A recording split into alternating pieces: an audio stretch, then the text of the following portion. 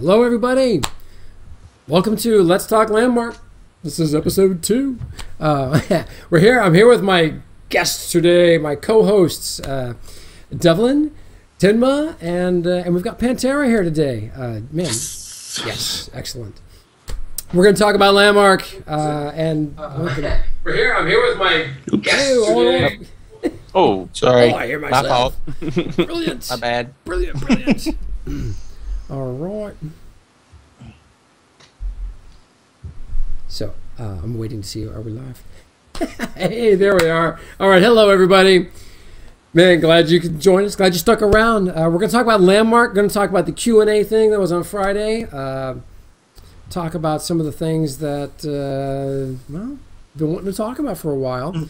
If you just caught our show, Devlin and I went on a bit of a rant, but it's okay. We needed to. Got to get it out of our system. So I guess so. Tinma's here to play the positive guy today. I am. He's going to be me. I'm going to be him. For a change. Hey, I had my rant this past week. Yeah, I heard, man. We heard. I missed it. I heard all about it. And put my foot in my mouth because then I was like, oh, that. Okay, oh my God. That one. Okay, yeah. Never mind. Yeah. It's always 10. It's okay. You know? I had a long discussion with her in Twitter afterwards. Good. So it's all good. Wow. Oh, man. So you haven't seen him since the Mohawk, eh? Right. Yeah, but the reason I have that Twitter picture up there because I have the Mohawk, which matches my tune. So, but usually I just shave it and because I saved shampoo. So. Yeah, you really should get your hair cut. Yeah, I cut my hair because I ran out of shampoo. Yeah. Oh, hello everybody in chat. Thank you for joining us today, man. Wow. So Devlin and I went on a rant. Not quite a rampage, but a rant. We were. You wouldn't let me go on a rampage. Yeah. Well, I think it was we're both holding each other back from our own rampages. Oh my goodness.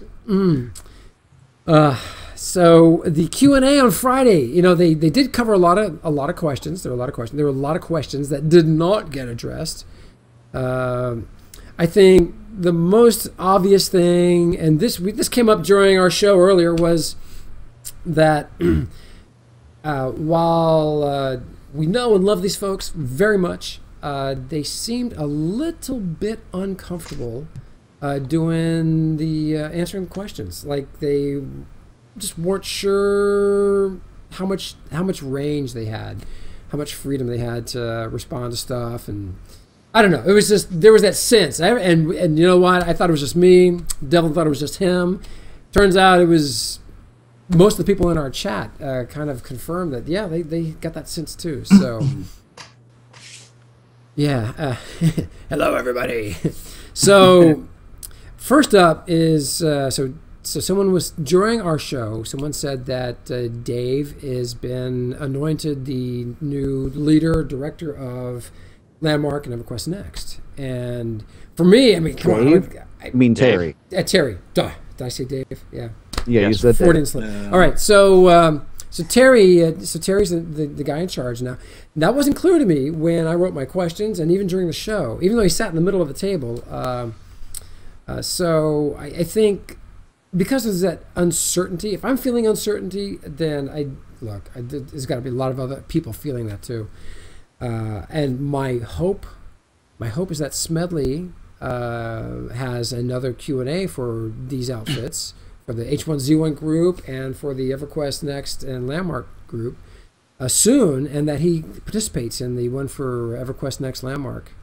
And I mean, am I wrong on that? Am I wrong to ask that, or you guys like to see him? No, you're not wrong by asking. And honestly, the way I'm kind of looking at it is like this. You know, he should be at the forefront of calming people down, being like, look, I'm talking to these guys, and this is what's going to happen over the next 2 months, 3 months, 6 months. You give us a little bit of feedback, and that goes a long way. You know, just by sitting there and telling things exactly how they are and how you perceive them. Or if you sit there and hop around questions and I don't know, even though you do know, that's usually a key factor in calming down the masses right now, because everybody is up in arms. And honestly, that's something that he has to address. Not Terry, not Dexella, no one else except for the big man who initiated and pushed through all this stuff. My kind of thing is, and Mike Hammer was pointing out to it in chat here, he says, I'm going to go ahead and say this, most of those questions don't sound like they came from the community, and neither kind of, the answers didn't sound like they came from them. It almost sounded like a White House press conference, where the answers They are had an generic. approved list of things Yeah. to say. Yeah. Yeah.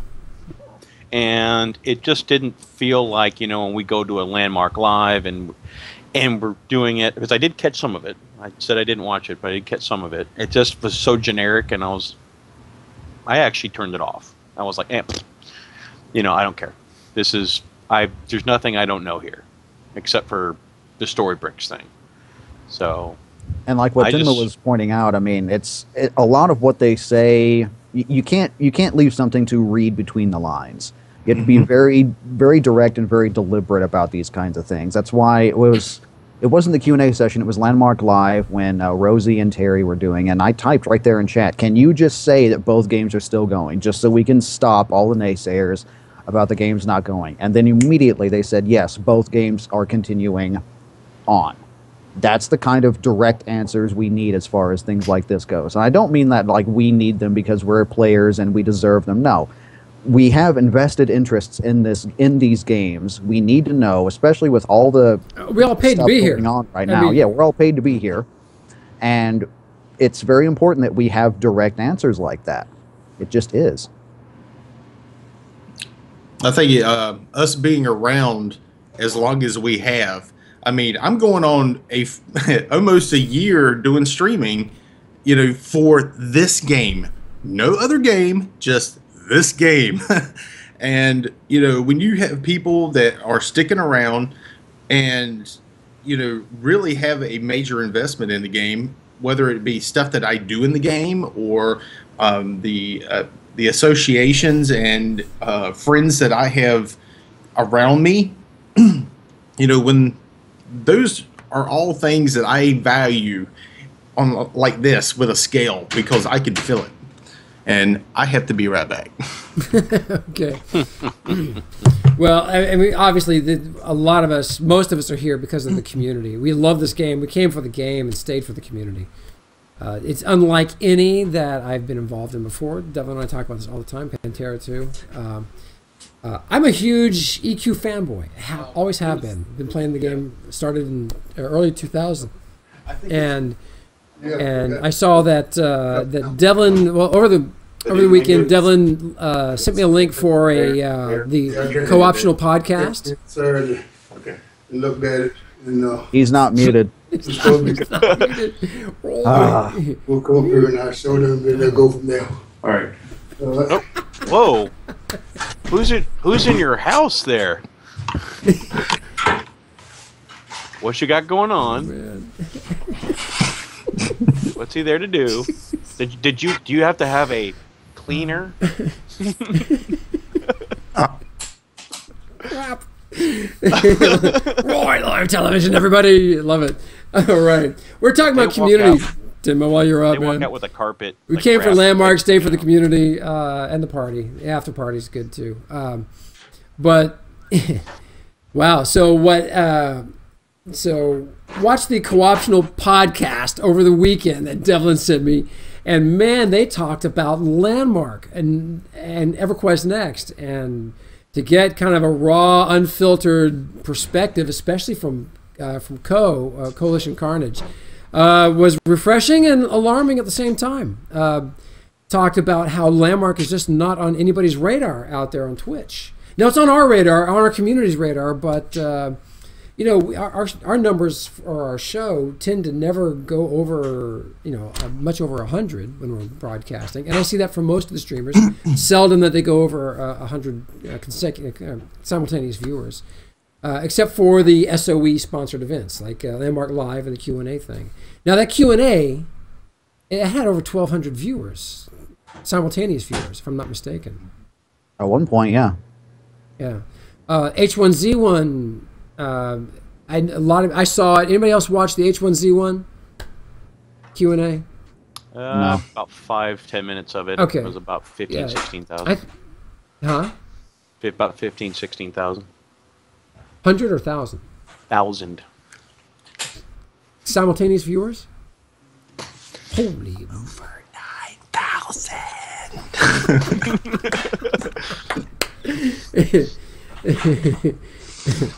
So anyway, so the format, that was a great show. It was a great show. It was exciting. They had all the devs standing around in the room. Go watch it. It's on H1Z1 channel. But it was exciting. They passed the microphone around to everybody, and it was engaging, compelling.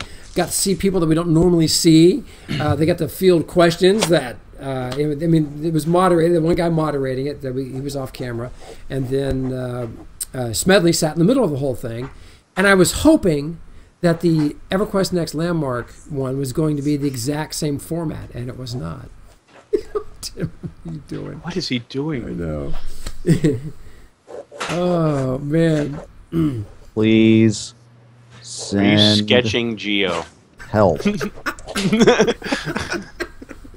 ordering out for Chinese. Well, Send- it's over 9,000. The thing is that if anybody who hasn't seen it it's not just Twitch, as far as a lot of people being not interested in Landmark EverQuest Next. Landmark even less so. And if people didn't catch that, and they did catch the Landmark and EQN Q&A, the general consensus there in chat was that nobody really seems to actually genuinely be interested in Landmark. We are, yes, but we are kind of a little bit biased towards that. I know I am. I mean, that Landmark got me into streaming. It got me into this community. It saved my life. I've said that multiple times.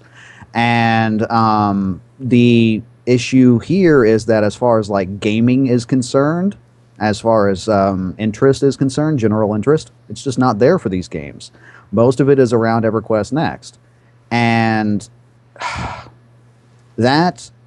fact is that those four people out there, yes, I mean, they're all big EverQuest fans, but there's just not a lot of general public interest in these games. There's just not.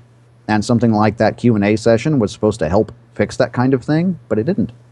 Yeah, it didn't. It did a lot of damage. I mean, if people like us four saw it, I mean, not all of us saw it, but we saw it, and we were kind of unimpressed with it. Well, I know, I'm confident. I'm 100% confident that the crew that is there right now can build these two games, Landmark and EverQuest Next. That I have no doubt. Yes. The emergent AI is the $64,000 question. That is not something that's... Look, if it was easy, it would already be in video games. It would be everywhere. It's not. It's brand new. And this is what's going to bring the gaming community into EverQuest Next. That's what they're waiting for. And then the announcement that they've killed Storybricks relationship. I mean, that they've basically... I assume they fired them. And it was probably not their decision, certainly. We don't know. But what if, for whatever reason, they're not working with them? You don't... Yeah, all we know is that they're not working together anymore. Yeah. So are they working? We'd like to know, guys. Are you working with anybody else? If you're going to develop, they said it was in house. That's what they said they were going to do. If you're doing it, well, and you did say you're going to do it in house. So you know what, the community would like you to expound on that and go into more detail because, wow. That's a huge part. That's the big thing. That's what's drawing everybody to EverQuest Next. So that was a tough moment on the show, on the Q&A for sure. Guys, your feedback on that moment? Well, yes. Go ahead. No, go ahead. Go. You. The only thing I could think about is probably the same monetary decision that they did with everybody else. You know, project, different direction. Let's cut out what we don't think is going to be a beneficial future. And I mean, if it costs X amount of dollars to work with Storybricks and yada yada yada. And they said, well, we got some pretty bright people left, programmers and things of that nature. Here's a new job for you. Have fun. So I just think it was the same thing as far as just going with the other companies. What? Hi. It's just like hiring. It's like if you get a company requires another company and they have a certain number of vendors, they may go, you're not our vendor, we're not buying your product anymore, we're going to start going with this product or doing it in-house. Monetary decision, possibly. What I think the biggest concern was, and still is that after everything else that has happened recently over the last month or so, a lot of people were looking towards the emergent AI and Storybricks thing as kind of like the last good thing that was in Landmark. I don't agree with that particular sentiment, but that seems to be what a lot of people seem to think. And now that Storybricks is not there, now it's just one more kick in the gut to what everybody is assuming is just one bad news after another, after another, after another, after another. And I've been fairly level-headed about it. And at this point, I'm kind of at that point where I'm kind of like, yeah, guys, we need some kind of positive enforcement here. You can't just say, yes, everything's on track and expect us to believe it. Yeah, it's another reason why I'd love to see Smedley. And first, you guys need to do another Q&A. Like the idea that you're doing that. I think it's an opportunity for you to really start to grow your player base again and engage us in a fantastic way. But I'd love to see Smedley be there for it. I absolutely love for him to be there. I can talk now. Can y'all hear me? Yeah. Yeah. Can you hear me? All right. Yeah. I got a few things I need to say because bad timing. He's the maintenance guy. He came in and I had some lights out in the kitchen and I put a work order in last week. You can't change a light bulb by yourself? Not when they can do it for free. Do you charge yourself for putting in a light bulb? If I've got to get up, you had to get up anyway, man. But they brought the light bulb. All right. Yeah. All right. I didn't have to buy the light bulbs. I didn't have to pay myself to get up either, so I'm good. But that's I apologize for that. It was just bad timing. Number 2, Geo looks like he broke out of jail. And I just want to say it, that that orange, okay. And the last thing is when it comes down, the only person that needs to be speaking for the company right now is Smedley. And Smedley needs to get off his ass and do it. That's the way it looks to me. As for the game developers themselves, the devs, the game, how the track that it's going, they don't even know everything. And so they have to basically bypass questions all the time because they don't know. And it's not their fault. It is basically, it's okay, we don't really know what's going on right now, so we're just going to answer other questions, And I don't fault them for that. Honestly, I'm going to back them until I have some hard proof. I got to have more proof. That's a really reasonable position, man. Well, we all are. Go ahead. Do we know? I mean, are we upset that after a couple weeks after a major change that they don't know? Or would you rather them not say or say they don't know? Or there's a change, we can't talk about it? I would rather for them to say we don't know yet. But at the same time, you want that positive, reinforcement that there's nothing wrong and everything's going great. We're still on track. That's what most people want to hear anyway. But, I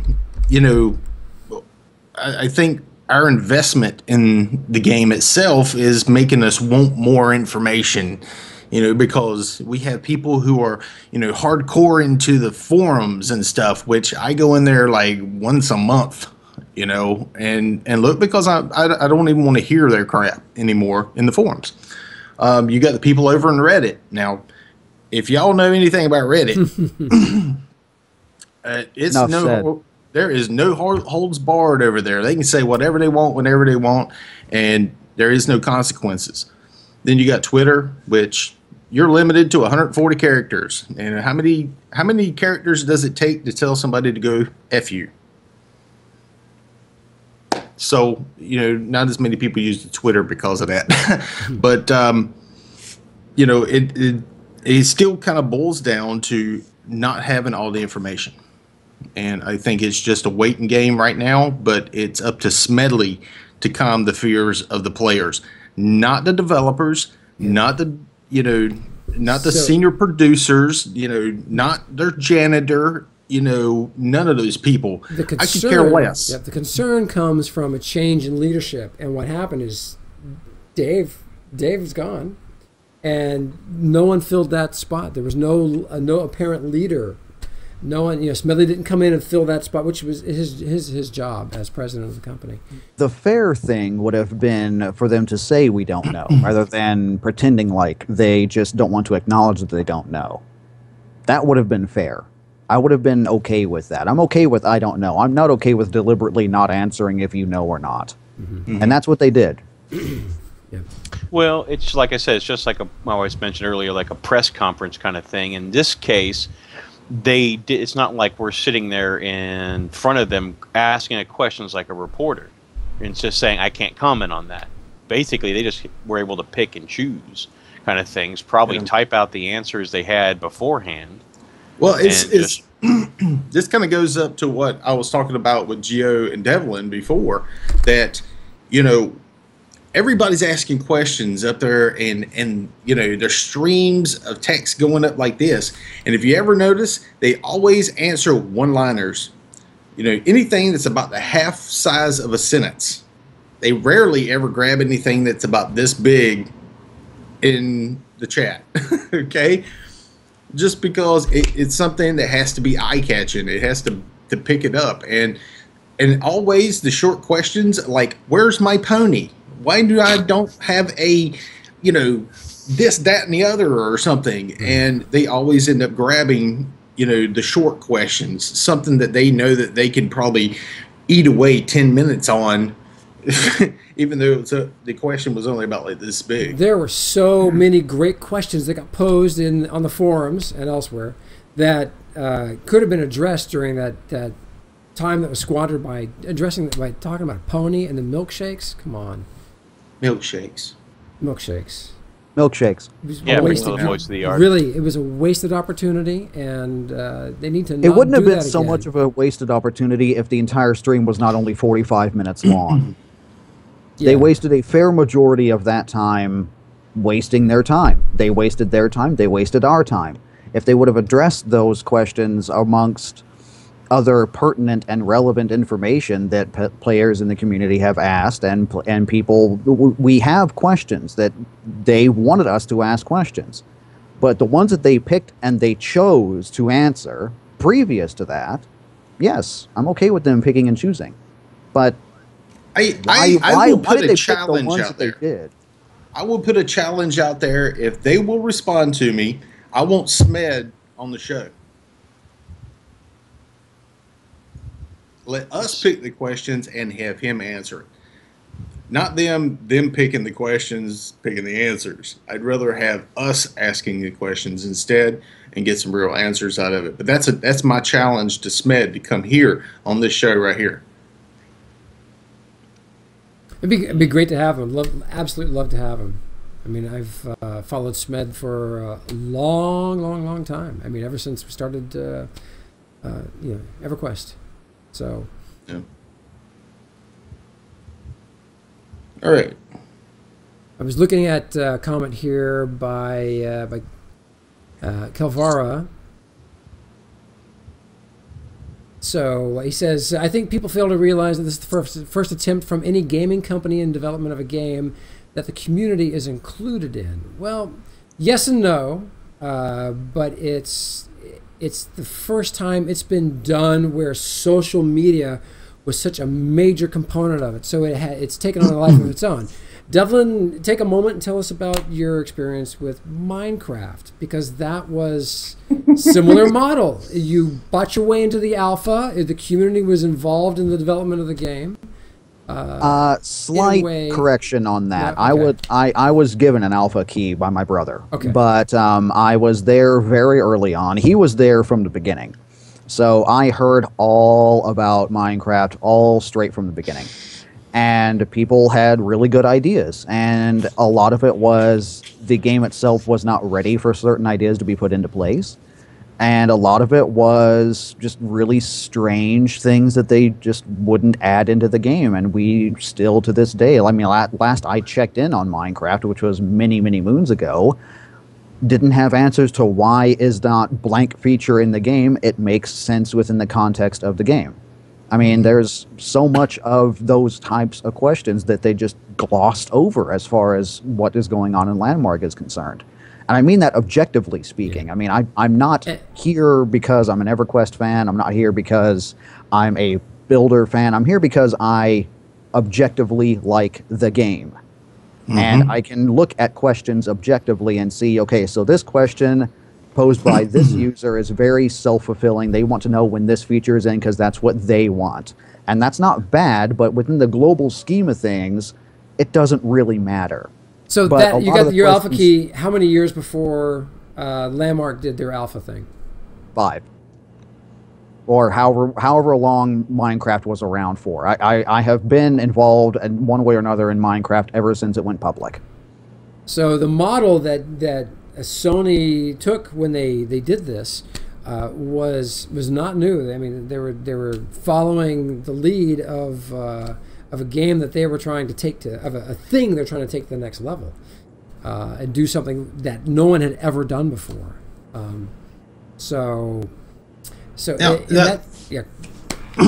This I got a question for Ben Terra. You know, Yep. This is like one of the first times I've seen him on camera, so I got to pick on him. Right.